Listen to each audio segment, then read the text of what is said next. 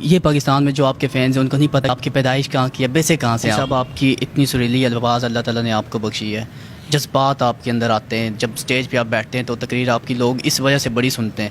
یہ آواز کا راز کیا ہے؟ کیسے کہاں سے سٹارٹ ہوئی آپ کی سریلی آواز؟ کیسے آپ نے لائی اس کو مینٹین ابھی تک کیسے کیا ہوا ہے؟ مفتی حنیف قریشی جہاں پہ بھی جاتے ہیں تو لاکھوں روپے چارج کرتے ہیں اپنی تقریروں کے، تو اس حوالے سے کیا کہیں گے آپ؟ سننے میں یہی آتا ہے کہ لوگ آپ کو شیعہ تک پہنچ جاتے ہیں کہ آپ شیعہ ہو گئے، مفتی حنیف قریشی صاحب شیعہ ہو گئے۔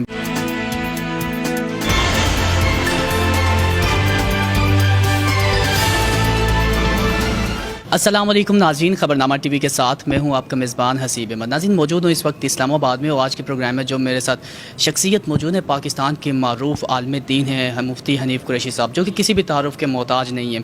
ان سے جانتے ہیں، بہت سے لوگوں نے یہ سوالات اٹھائے ہم سے کہ مفتی صاحب کہاں سے بلانگ کرتے ہیں، پیدائش کہاں کی ہے، ان کی زندگی کیسے گزری، بچپن کیسے گزرا، عالم دین بننا شوق تھا یا پھر کسی سے انسپائر ہوئے؟ جانتے ہیں مفتی صاحب سے۔ السلام علیکم۔ وعلیکم السلام ورحمۃ اللہ۔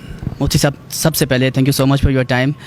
سب سے پہلے بہت سے لوگ ابھی تک یہ پاکستان میں جو آپ کے فینز ہیں ان کو نہیں پتہ کہ آپ کی پیدائش کہاں کی ہے، بیسک کہاں سے آپ؟ میں ڈسٹرکٹ میرا آبائی جو ضلع ہے وہ ایبٹ آباد ہے۔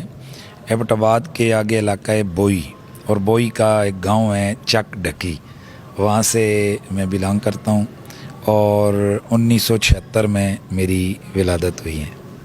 مفتی صاحب سٹارٹنگ ایجوکیشن جو بیسک آپ کی تھی کہاں سے حاصل کیا آپ نے؟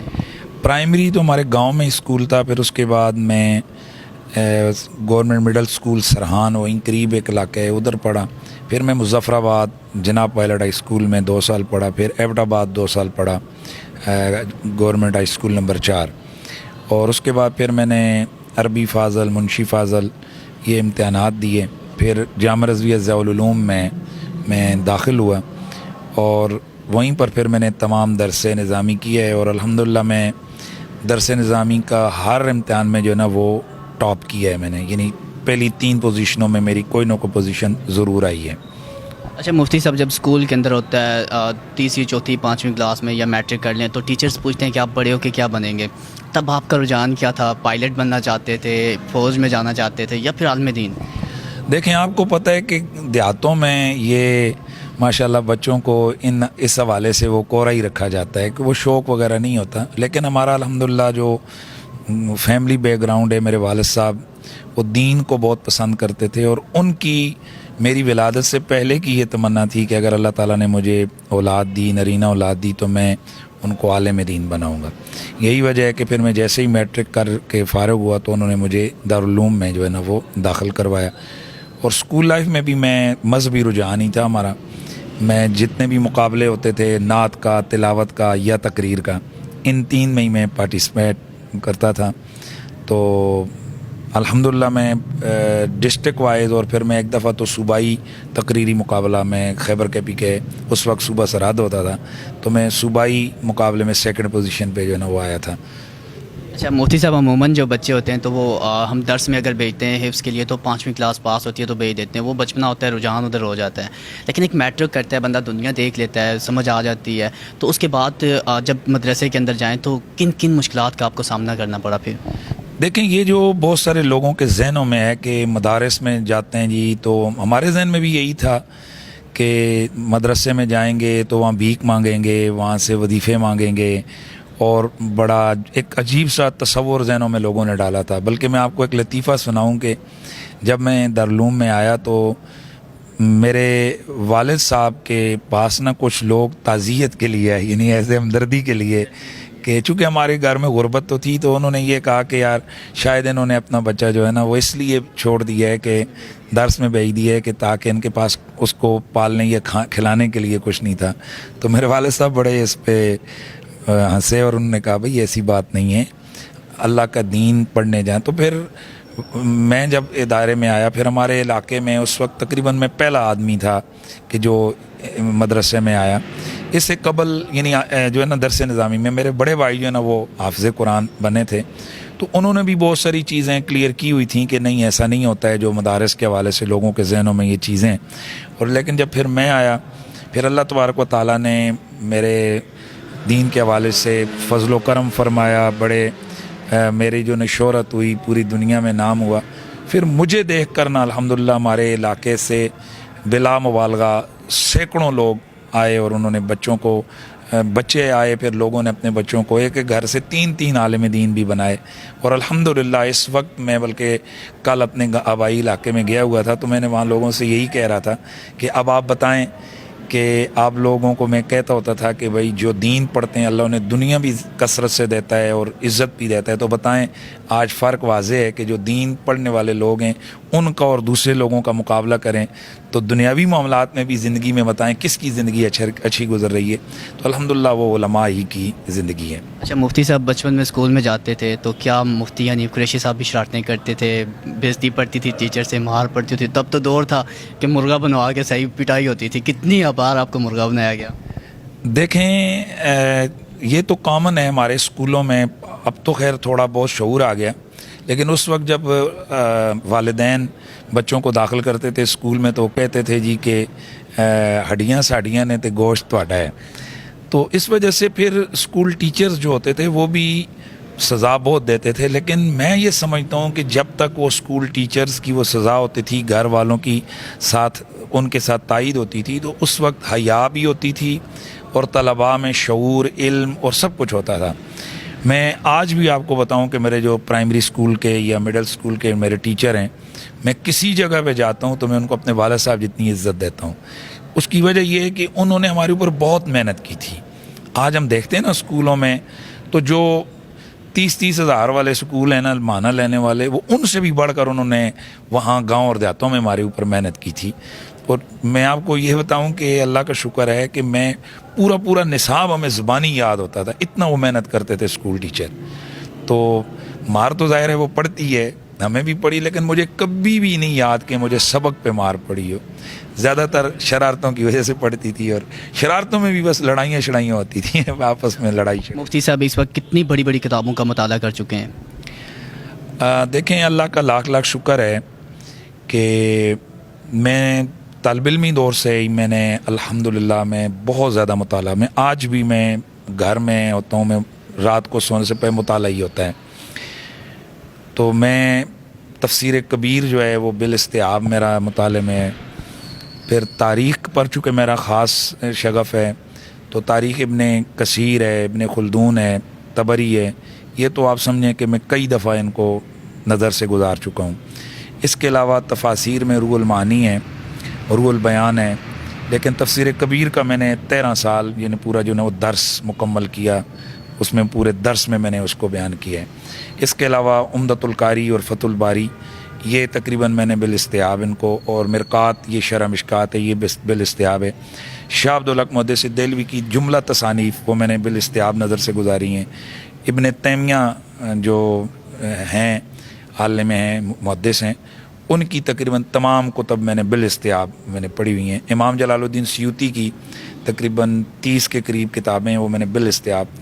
تو مختصر یہ کہ اب میری لائبریری میں جائیں تو اب تو خیر نہیں ہے، لیکن کچھ عرصہ قبل تک جب تک میں کتاب کو نظر سے نہیں گزارتا تھا میں ریک پہ نہیں رکھتا تھا، میرے الگ سے وہ کتاب ڈیمپ ہوتی تھی، تو وہ پتہ ہوتا تھا سب کو کہ یار یہ ابھی پڑھی نہیں ہے لہٰذا اس وجہ سے اس کو ادھر نیچے رکھا ہے. تو میں ریک میں اس وقت لگاتا تھا جب میں اس کا مطالعہ کرتا تھا. تو میری لائبریری میں جو میری کتابیں تقریباً آلموسٹ زیادہ تر وہ کتابیں میری نظر سے گزر چکی ہیں الحمدللہ ثم الحمدللہ. کوئی فن ایسا نہیں ہے کہ جس فن پر میرا 5 10 کتابیں بالاستیعاب میری نظر سے نہ گزری ہیں. مفتی صاحب آپ کی اتنی سریلی الفاظ اللہ تعالیٰ نے آپ کو بخشی ہے، جذبات آپ کے اندر آتے ہیں، جب سٹیج پہ آپ بیٹھتے ہیں تو تقریر آپ کی لوگ اس وجہ سے بڑی سنتے ہیں. یہ آواز کا راز کیا ہے؟ کیسے کہاں سے سٹارٹ ہوئی آپ کی سریلی آواز؟ کیسے آپ نے لائی اس کو مینٹین ابھی تک کیسے کیا ہوا ہے؟ دیکھیں یہ جیسے آپ کے چہرے کا جو بناوٹ اور حسن ہے یہ اللہ کی عطا ہے. اس میں نہ کوئی کریم استعمال ہو سکتی ہے اور نہ کوئی ڈاکٹری نسخہ استعمال ہو سکتا ہے. اسی طرح آواز یہ گاڈ گفٹڈ چیز ہے اور یہ اللہ ہی کی طرف سے ہے. شروع سے ہی میری آواز بہترین تھی، لیکن صحیح بات یہی ہے کہ جب میں مدرسے میں آیا اور میں نے تقریریں شروع کی تو میری قدرتی آواز کو اللہ تعالیٰ نے مزید جو ہے نا وہ سریلا بنایا. تو میں کوئی اس پہ ہم لوگ کوئی خاص چیز استعمال نہیں کرتے، لیکن آواز کا تعلق جو ہے نا میں جو سمجھا ہوں اتنے عرصے میں، گلے کا تعلق آپ کے معدے کے ساتھ ہے.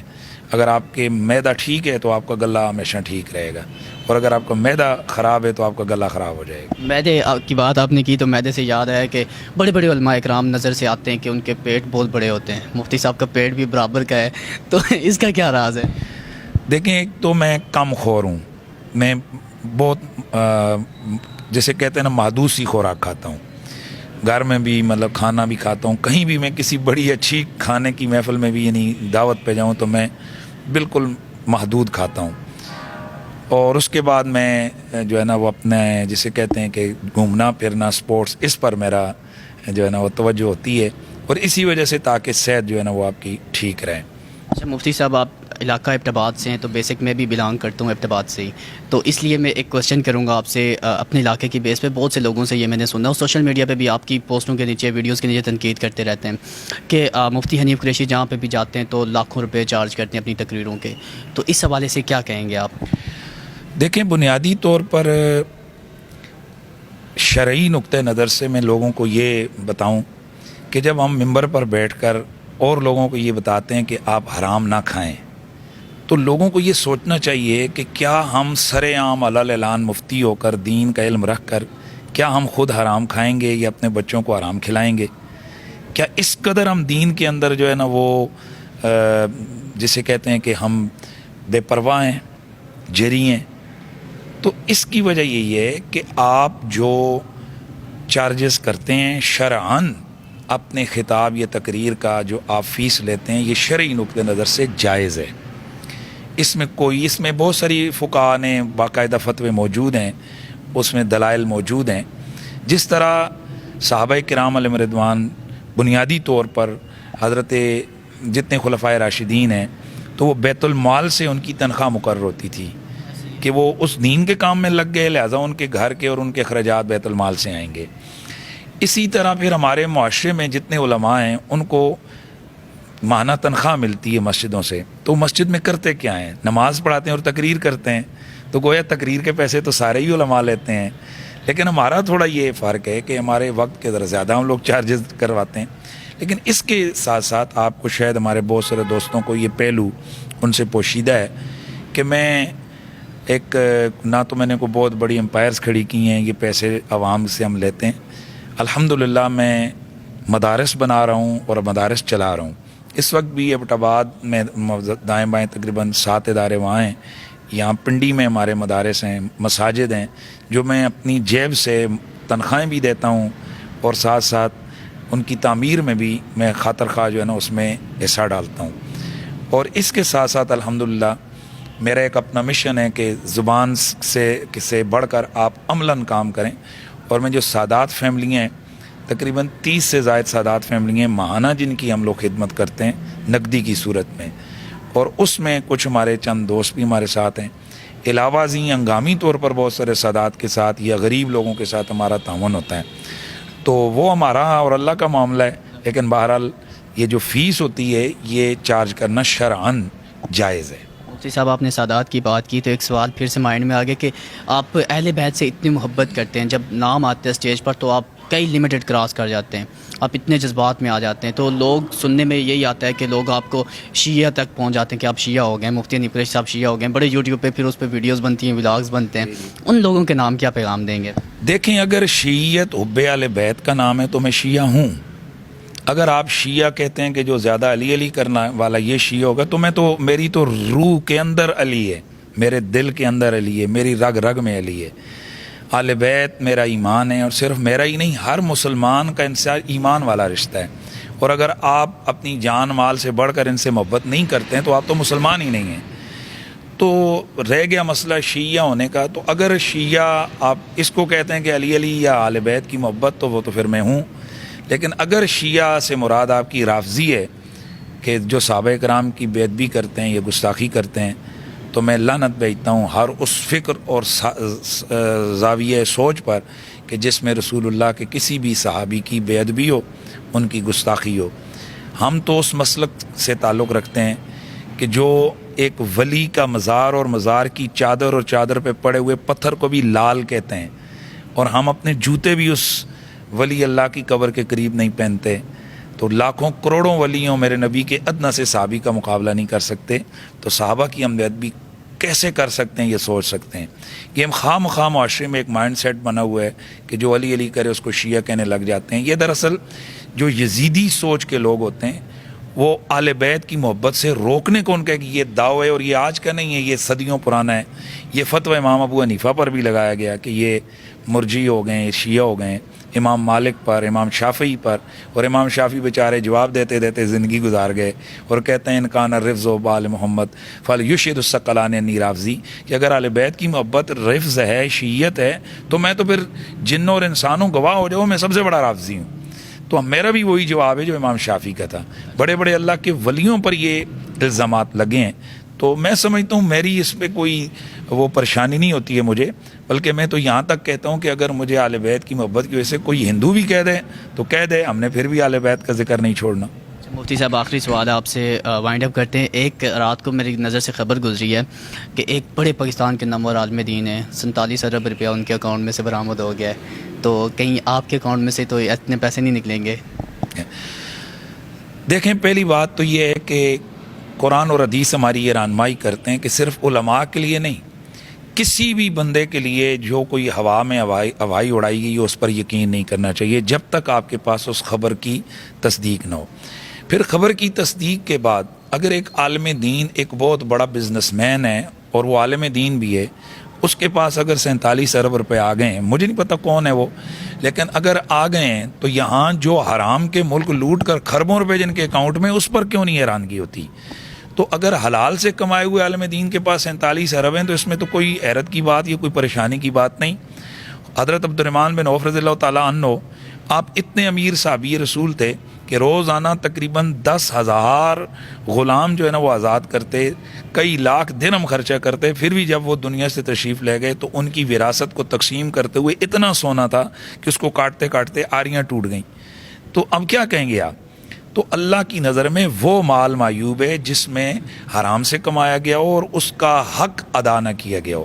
باقی جو آپ نے میرے بارے میں کہا ہے تو میں ویسے اس بات کا انکشاف کر دوں آپ کے سامنے کہ دنیوی اعتبار سے میں, آپ شاید اس بات کو یقین نہیں کریں گے لیکن میں مقروض ہوں. میں مسجد میں بیٹھ کے کہہ رہا ہوں میں مقروض ہوں, مطلب میرے اکاؤنٹ میں آپ کو نہیں ملیں گے. میں لیکن لوگوں کی نظر میں تو آپ کے پاس بڑی بڑی گاڑیاں ہوں گی, بڑے بڑے امیر طبقے سے. دیکھیں, گاڑی اگر میرے پاس ہے, چلے میں آپ کو یہ بھی کر دیتا ہوں, ابھی میں ایک نئی گاڑی لے رہا ہوں اور وہ پوری گاڑی میں نے قرض پہ لی ہے کیونکہ یہ گاڑی کافی چل چکی ہے اور ہم نے سفر کرنا ہوتا ہے, بہت لمبا اور ٹائم کا مسئلہ ہوتا ہے. تو ایسی گاڑی جو میں راستے میں دھوکہ دے سکتی ہو پھر اس سے ہم اجتناب کرتے ہیں. اب یہ گاڑی میری کافی چل گئی ہے, اس وجہ سے میں نے اس کو چینج کر رہا ہوں. اور آپ حیران ہوں گے کہ میں نے وہ گاڑی تقریباً 75% اس میں قرضہ ہے, میں نے قرض پہ لی ہوئی ہے. دیکھیں جی, ہمیں لوگ نہیں گفٹ کرتے بس یہ. جاتے جاتے ہمارے پلیٹ فارم سے لوگوں کے نام کیا پیغام دینا چاہیں گے؟ جی, میں تو یہی پیغام دوں گا کہ اپنی اصلاح اور اپنے آپ پر نظر ہونی چاہیے کہ میں کیا ہوں, بجائے اس کے کہ ہم دوسروں میں ڈھونڈیں کہ وہ کیا کر رہا ہے کیا نہیں کر رہا. ہم یہ سوچیں کہ آج کا دن جو میں نے گزارا, یہ جو میری زندگی گزر رہی ہے, کیا یہ اللہ اور اس کے رسول کے احکامات کے تحت گزر رہی ہے یا کہیں میں بھی ان باغیوں کی صف میں ہوں کہ جن سے اللہ اور اس کا رسول ناراض ہیں یا اس کے خلاف اعلان جنگ کیے. Thank you so much for your time. ناظرین, مفتی حنیف قریشی صاحب اس پروگرام میں ہمارے ساتھ موجود تھے. نیکسٹ پروگرام میں پھر سے ملاقات ہوتی ہے. اب سے تب تک کے لیے اپنے میزبان حسیب احمد کو دیجیے اجازت. اپنے اور اپنے پیاروں کا رکھیے گا خیال. اللہ حافظ.